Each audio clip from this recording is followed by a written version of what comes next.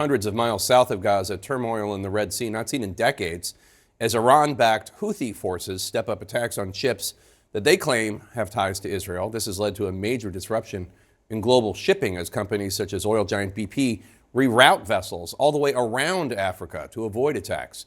CNN's Natasha Bertrand and Richard Quest join us now. Natasha, remind us who the Houthis are and how is the U.S. responding to these attacks? Well, Jake, the Houthis are basically one side of a civil war that has been raging in Yemen for the better part of a decade now. They are a rebel group that managed to seize control of many parts of Yemen beginning in 2014, and they now control a large part of northern Yemen, and they have been fighting a separate war against Saudi Arabia over the last few years, a war that has abated over the last year because of a ceasefire, but they are also backed by Iran, which of course is Saudi Arabia's arch nemesis in the region. So a lot of different powers at play here, but what the U.S. is doing at this point to try to deter these ongoing missile and drone attacks by the Houthis on these commercial vessels is to set up an international coalition of maritime forces that will basically be bolstering the security in the Red Sea and, when necessary, escorting a lot of these commercial vessels so that they can transit safely through the southern Red Sea and up towards the Suez Canal, where, of course, so much of international trade and commerce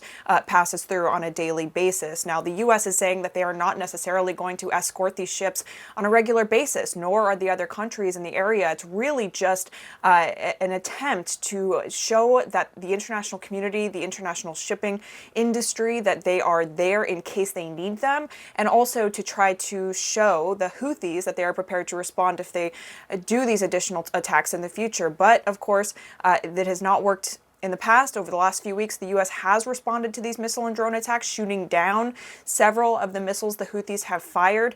It has not deterred them to date, Jake. Richard, what does this mean for global trade if ships have to reroute themselves all the way around Africa?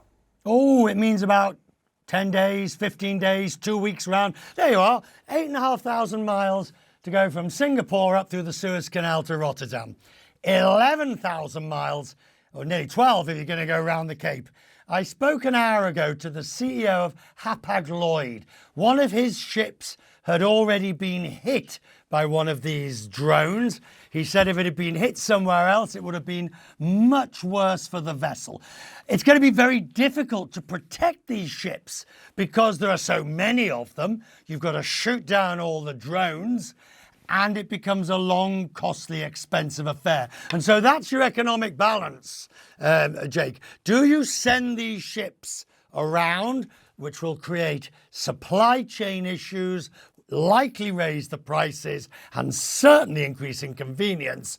Or do you take the risk up the Suez Canal route, which frankly no one seems to be prepared to do at the moment?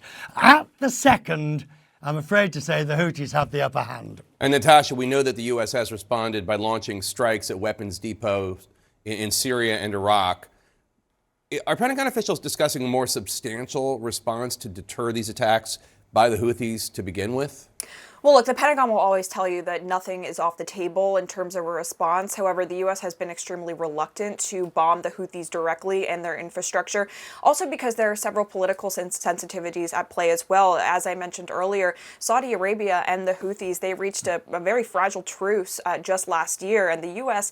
played a very important role in that truce. And so the U.S. does not necessarily want to see a new conflict reopened in Yemen against the Houthis, as well as, of course, many Arab nations. They don't necessarily want to see this conflict escalate either. And so the U.S. does not necessarily want to open a new front here, but, you know, many critics are pointing out that there may need to be some additional kinetic action in order to deter their attacks in the future, because they're just not letting up with ballistic missiles, anti-ship missiles, and increasingly sophisticated equipment, Jake.